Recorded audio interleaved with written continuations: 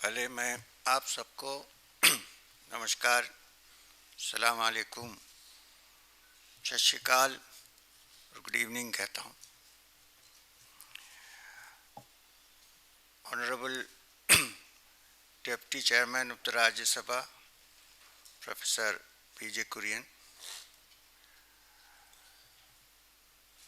Shri Ravishankar Prasad ji honourable minister, Shri M Venkaiah Naidu honourable minister, Shri Mukhtar Abbas Naqvi honourable minister of state, Shri Suresh Prabhu honourable minister, Shri Manoj Sinha honourable minister, Shri Bandaru Dattatreya honourable minister, and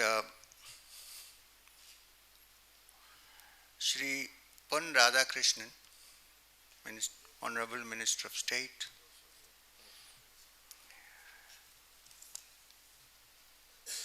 Shri Tarun Vijay, MP Rajya Sabha, all other honorable members of Parliament, Shri Oscar Fernandez is also here. He comes from my wife's native place in Udupi.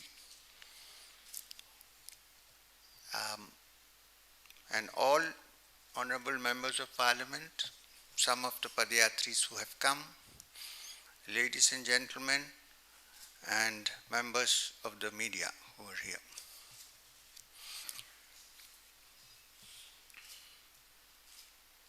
मैं पहले संस्कृत में एक श्लोक से शुरू करूंगा।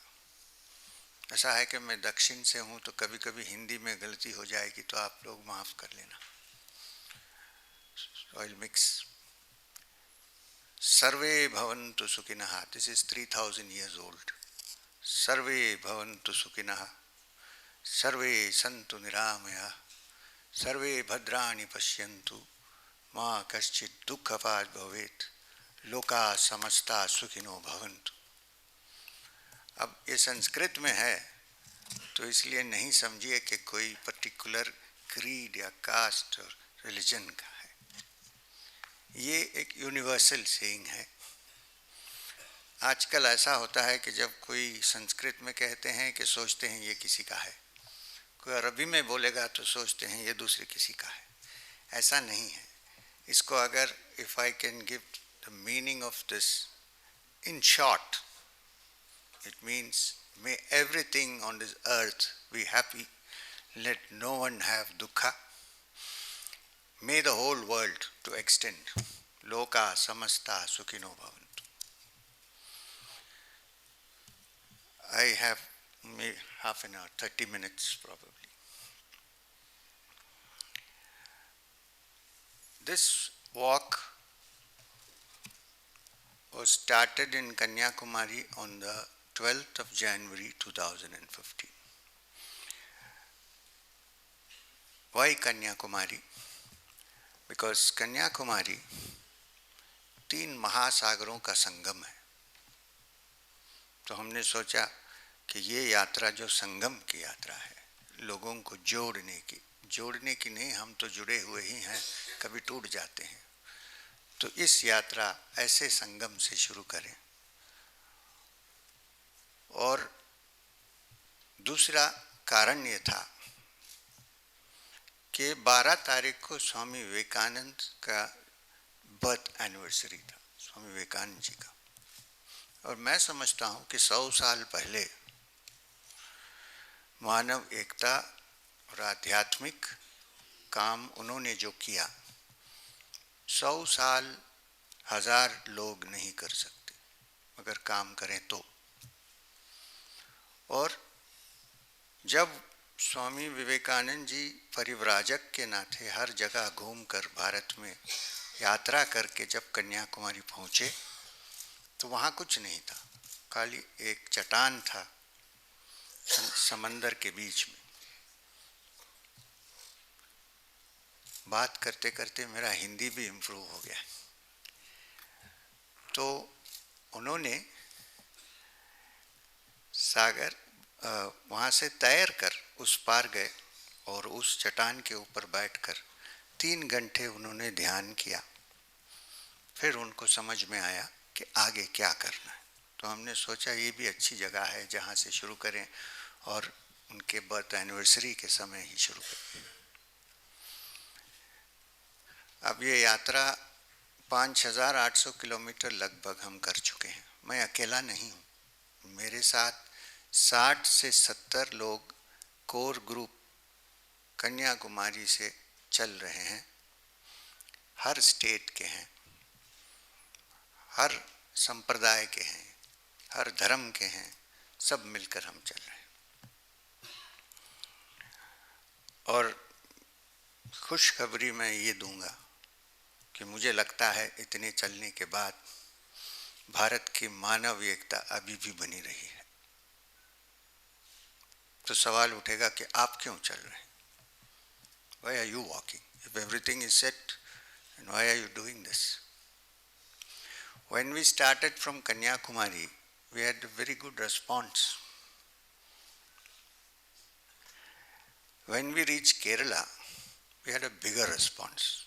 I thought it might be because it is my home state. But when we went to the next state, it became more. More people started coming. And as we proceeded, we completed 1 year in Kanpur on the 12th of January this year. There was an overwhelming response. Now we have come to Delhi.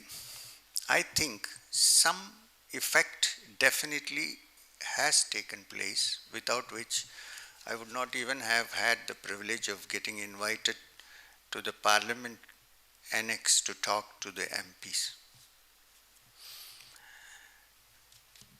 अभी यहाँ से 2000 kilometre आगे बढ़ना है, लगभग 2000 kilometre. मई 1 तारीख को हम श्रीनगर पहुँचेंगे, ये हमारा उद्देश्य है।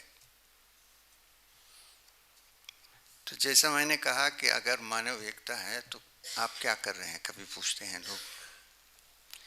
हाँ है, मगर कभी कभी टूट जाता है। और टूटना अगर बढ़ जाए तो हमारी ये भूमि, ये राष्ट्र जो है, जो संसार में ऐसा राष्ट्र कहीं नहीं मिलेगा जहाँ 22-23 भाषाएं, इतने धर्म, इतने संप्रदाय, इतनी आइडियोलॉजीज, लेफ्ट से लेकर राइट और सेंटर, फिर भी एवरेज सिटीजन को आप पूछिए तो कहेगा कि मैं हिंदुस्तानी हूँ, मैं भारतवासी हूँ। कोई नहीं कहेगा कि मैं नहीं हूँ। मगर कभी कभी दिखने में आता है कि टूट जाती है ये यूनिटी। और जब होता है तो बड़ी सी आग भड़क जाती है, इसमें पानी डालने से भी नहीं बुझती है। हमें लगा कि ये जो कम्युनल राइट्स कहा जाता है या आइडियोलॉजिकल या पॉलिटिकल प्रॉब्लम्स, ये सब एक फसाड है, इसके पीछे कुछ स्वार्थ होगा, ऐसा मुझे लगा। हम छोटे छोटे विलेजेस में गए हैं जहाँ 1000 लोग हैं, ज़्यादा नहीं। ऐसे विलेजों में, इंटीरियर में, इतनी मेजॉरिटी कम्युनिटी के लोग के बीच में 3 मुस्लिम फैमिली या 2 क्रिश्चियन, ऐसी भी जगह है, सब आराम से रहते। मगर फिर उनसे बात करें तो कहते हैं कि कभी कभी ऐसा हो जाता है। मैं कहा क्यों? तो बोलते हैं कि आप अच्छी तरह देखिए तो ज़रूर आपको समझ में आएगा कि इसके पीछे कुछ स्वार्थ है। तो हमने सोचा कि ये यूनिटी हम बनाए रखें, उसको टूटने नहीं दें। ऐसा तो भारत का संस्कार है, हम मिल के रहते हैं, हम एक हैं, ये हमारा संस्कार है, नया नहीं है।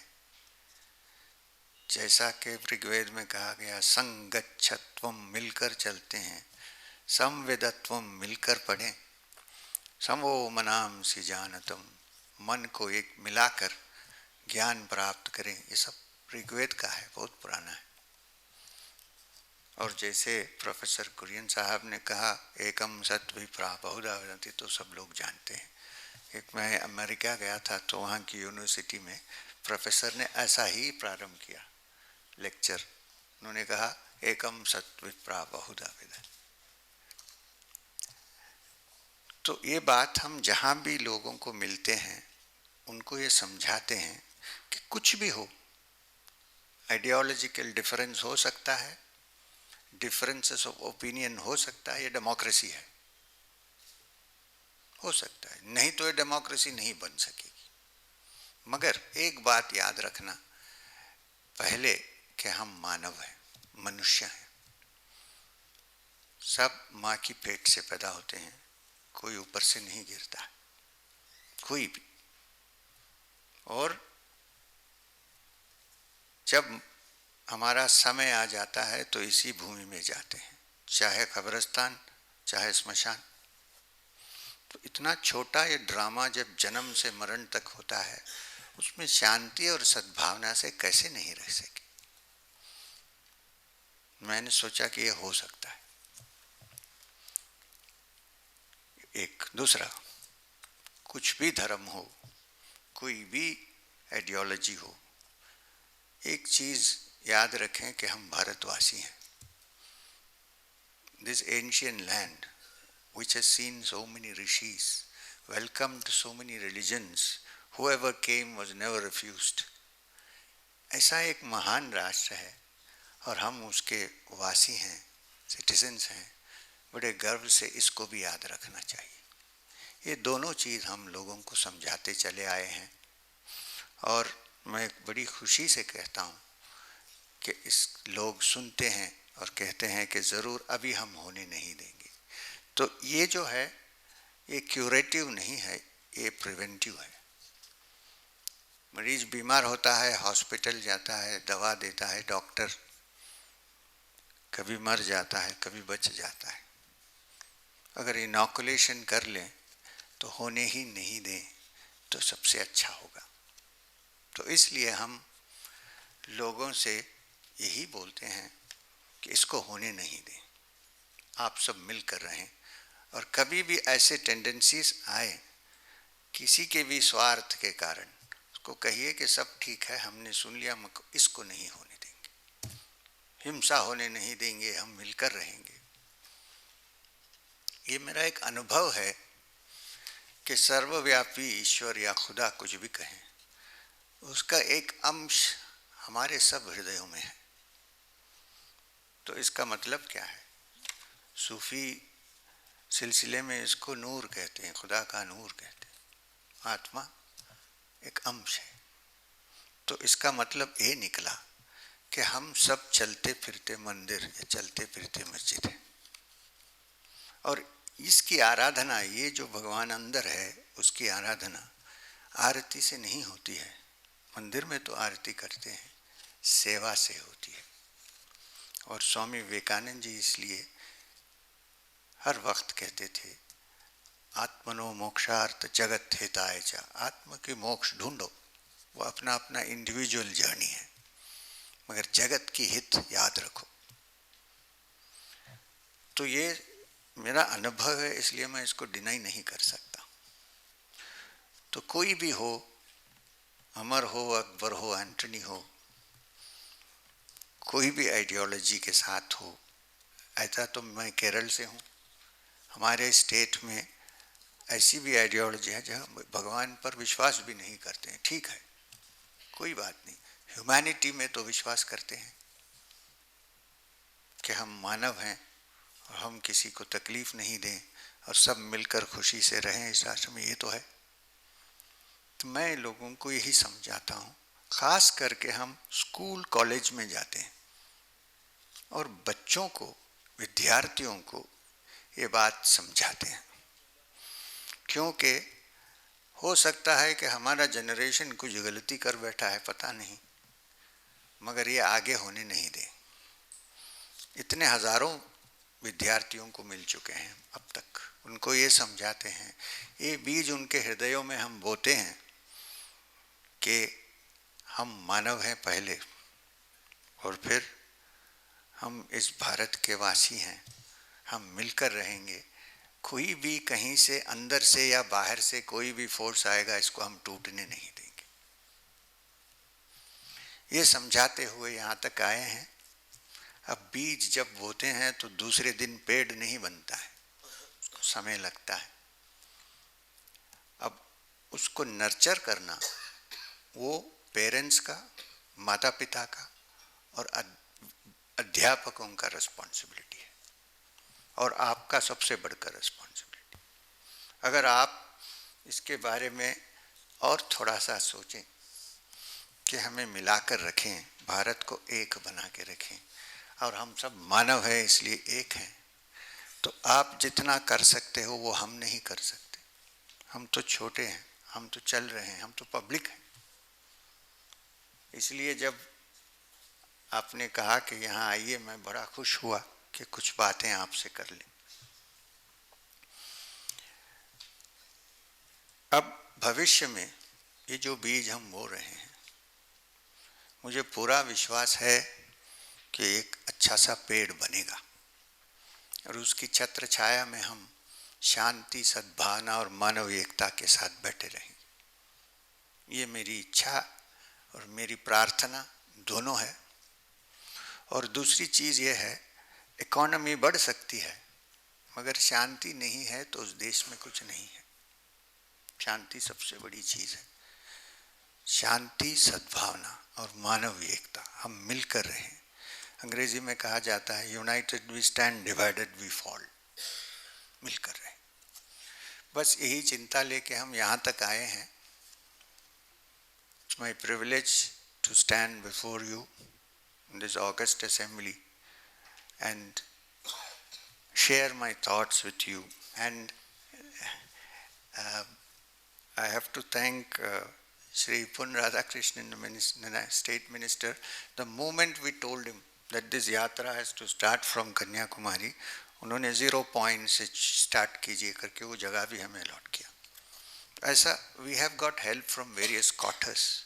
We have seen in the film how we have interacted with chief ministers, cutting across political barriers.